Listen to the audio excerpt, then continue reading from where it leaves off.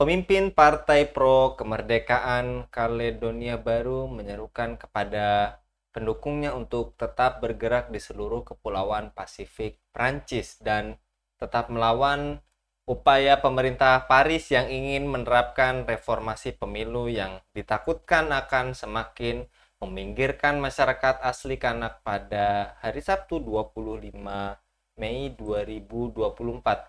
Christian Tein, pemimpin Partai Pro Kemerdekaan yang dikenal sebagai The Field Action Coordination Unit, menyampaikan pesan kepada pendukung dan pengunjuk rasa dalam sebuah video yang diunggah di media sosial 2 hari setelah ia dan pemimpin pro kemerdekaan lainnya bertemu dengan Presiden Prancis Emmanuel Macron selama kunjungannya ke wilayah tersebut setelah kerusuhan yang menewaskan 7 orang dan menyebabkan kehancuran. Apakah perlawanan rakyat ini belum pernah terjadi sebelumnya? Dan apakah yang terjadi di Kaledonia Baru, kemudian apa peran Perancis? Untuk membahasnya kami terhubung dengan pengamat hubungan internasional Bung Hasbi Aswar. Kita sapa terlebih dahulu. Assalamualaikum warahmatullahi wabarakatuh, Bung Hasbi. Wassalamualaikum warahmatullahi wabarakatuh. Kabar Ya, baik, Bung Hasbi? Alhamdulillah. Alhamdulillah. Alhamdulillah. Dan kali ini kita membahas terkait pergolakan kali ya di Kaledonia Baru, wilayah otonomi Prancis yang terletak di timur laut Australia, tengah mengalami hari-hari yang tadi penuh bergejolak, jalan-jalan diblokir, mobil-mobil hangus terbakar, sedangkan tempat usaha ditutup hingga dijarah. Kemudian kerusuhan juga terjadi lebih dari sepekan terakhir di wilayah yang dulu dijadikan penjara bagi tahanan politik Prancis. Menurut Anda, Bung Hasbi, apa yang sebenarnya terjadi di sana? Ya, Bung Anggi dan para pemirsa sekalian, jadi sebenarnya yang terjadi di Kaledonia Baru ya, atau New Caledonia, sebuah negara atau sebuah apa namanya wilayah di sebelah timur Australia, di sebelah utaranya Selandia Baru, ini sebenarnya bukan hal yang baru ya, Bung Anggi. Cuman mungkin baru muncul lagi gitu. Jadi eh, jadi kalau kita lihat dari sejarah sebenarnya wilayah kalau kalau apa New Caledonia atau Caledonia Baru ini kan wilayah yang dicaplok oleh Prancis tahun 1800-an. Kemudian tahun 1946 itu kemudian menjadi apa namanya menjadi wilayah otonomi eh, gitu loh. Tapi tetap di bawah kekuasaannya Prancis. Jadi wilayah ini sebenarnya adalah wilayah eh, di bawah wilayahnya Prancis. Nah, gitu. Kira-kira dalam bahasa sederhana itu provinsinya Prancis tapi di luar wilayah Prancis. Gitu. Jadi apa wilayah koloni Prancis sampai sekarang. Gitu. Nah, apa? Tapi masyarakat di situ itu kan tetap menganggap tidak semua ya masyarakat, tapi ada kalangan masyarakat yang menganggap bahwa sampai hari ini keberadaan Prancis atau kekuasaan Prancis di Kaledonia Baru itu adalah sebuah bentuk penjajahan. Gitu. Makanya muncullah kelompok pejuang kemerdekaan Kaledonia Baru, ya kan, yang berjuang. Jadi itu apa kalau kita baca dalam sejarah sejak tahun 1970-an itu sampai tahun 1980-an itu terjadi eh, apa konflik berdarah gitu antara Prancis dengan kelompok pejuang kemerdekaan yang berhasil atau yang membunuh puluhan ribu orang. Sampai akhirnya tahun 98, Bung Anggi, itu terjadi eh, Prancis membuat kebijakan untuk memberikan otonomi gitu atau memberikan kebebasan dan hak-hak politik yang lebih luas kepada eh, komunitas lokal ya, yang mayoritas ya, yang disebut sebagai atau yang disebut dengan komunitas adat Kanak gitu, yang eh, mengisi sekitar lebih 40% penduduk Kaledonia Baru gitu. Yang berjumlah sekitar 270 ribu orang. Jadi artinya Kanak ini sekitar lebih dari 100 ribu warga Kaledonia Baru itu adalah warga Kanak gitu. Dan sekitar 24% atau sekitar 40 ribu warga itu adalah warga Eropa, warga Prancis yang tinggal di sana. Nah, eh, yang menjadi masalah, Bung Anggi, adalah karena selama ini, karena yang menguasai apa karena Kalonia Baru ini di bawah kekuasaan Prancis atau menjadi wilayah Prancis di luar Prancis kira-kira begitu, maka sampai hari ini terjadi kecemburuan sosial gitu di masyarakat. Makanya eh, apa konflik-konflik terus menerus terjadi atau perasaan-perasaan antipati ya dari sebagian kelompok masyarakat dari khususnya dari kelompok-kelompok yang pro kemerdekaan itu selalu muncul di Karunia Baru gitu. Jadi itu sebenarnya apa namanya kelanjutan dari konflik-konflik yang terjadi di masa lalu puluhan tahun yang lalu. Dan apa yang memantik ya? Apa yang memantik konflik ini terjadi, Bu Anggi? Karena adanya kecemburuan sosial. Ya, ada kecemburuan sosial dan ada ketakutan dari warga Kanak pada khususnya atau masyarakat ada Kanak bahwa kebijakan baru. Nah, ini sebenarnya kan konteks mengapa terjadi eskalasi konflik yang berdarah beberapa minggu terakhir ini itu kan karena Dewan Nasional di Prancis ya itu memutuskan bahwa eh, di Kaledonia Baru warga yang sudah atau masyarakat pendatang atau warga pendatang yang pernah tinggal yang sudah menetap 10 tahun maka mereka boleh ikut memilih dan dipilih di dalam apa di dalam kekuasaan setempat atau di dalam pemerintahan setempat. Nah, itu bagi warga Kanak itu adalah sesuatu hal yang mengancam posisi mereka di eh, Kalonia Baru gitu. Karena selama ini sejak tahun 98 ya, sejak terjadinya perdamaian antara pemerintahan Prancis begitu dengan warga lokal atau warga Kanak, itu kan ada keputusan bahwa warga lokal diberikan otonomi atau diberikan hak-hak khusus untuk hanya mereka lah yang bisa menduduki kekuasaan. Nah, dengan adanya reformasi ini dari pemerintahan Prancis, yang mana warga yang 10 tahun menetap di sana bisa menjadi penguasa, sementara yang kebanyakan datang ke sana itu adalah warga Prancis, maka penduduk lokal merasa khawatir gitu bahwa eh, apa namanya koloninya baru itu akan dikuasai seutuhnya oleh Prancis gitu. Jadi ada kekhawatiran. Kenapa muncul kekhawatiran itu? Karena selama ini bahkan sejak tahun 46 ya, 70, 90-an sampai sekarang yang menguasai perekonomian di Kalonia Baru itu juga adalah warga-warga Eropa keturunan Prancis atau warga-warga Prancis yang tinggal di sana.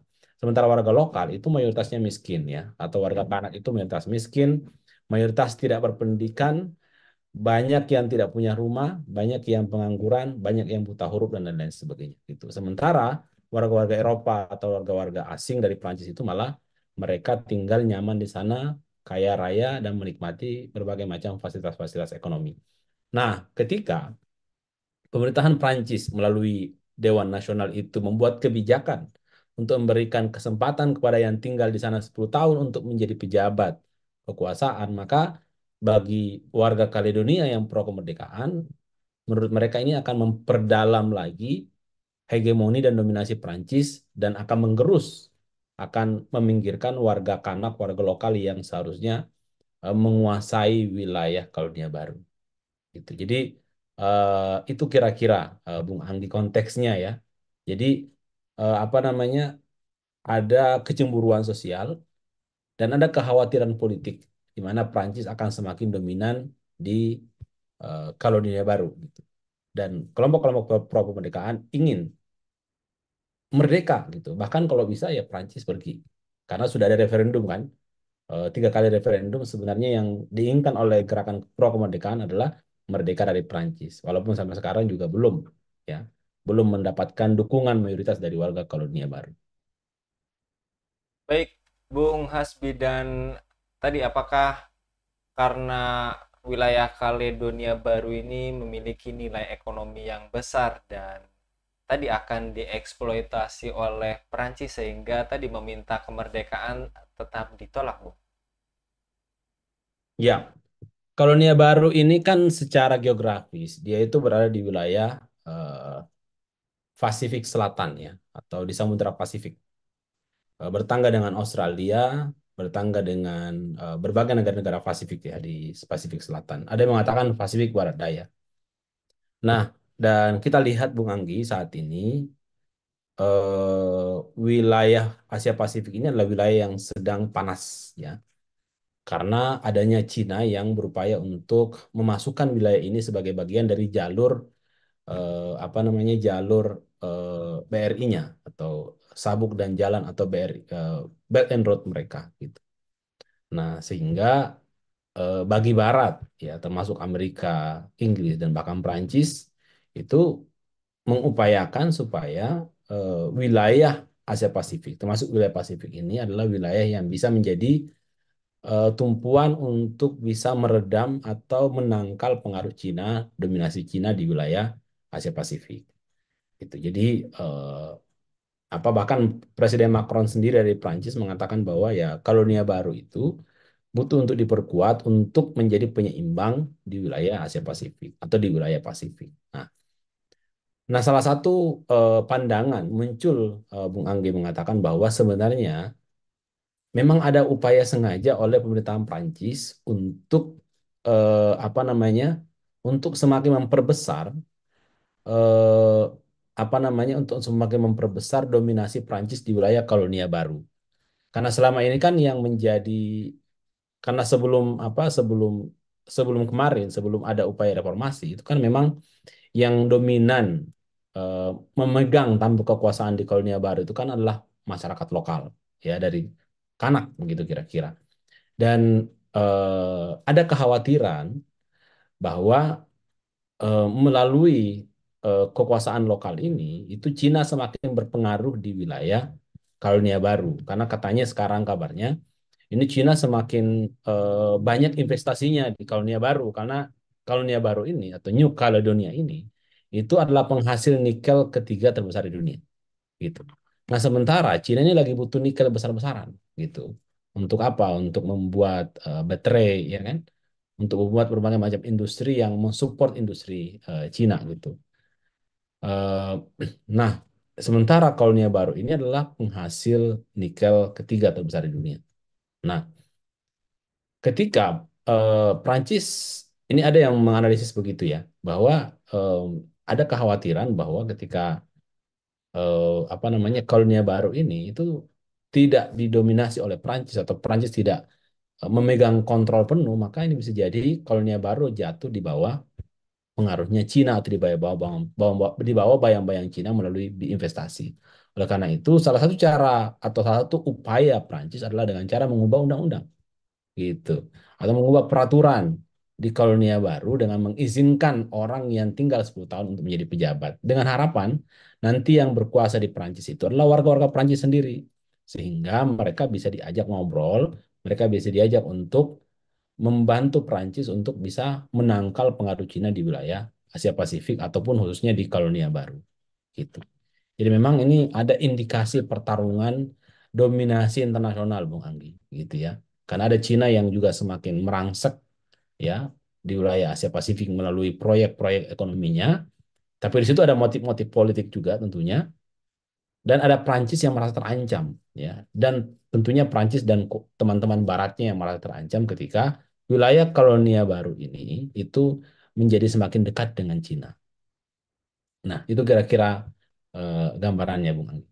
Baik Bung Hasbi, dan terakhir, apakah ada motif politik di balik huru-hara di Kaledonia baru ini? Kemudian apa pelajaran yang harus diambil dunia Islam khususnya Bung Hasbi?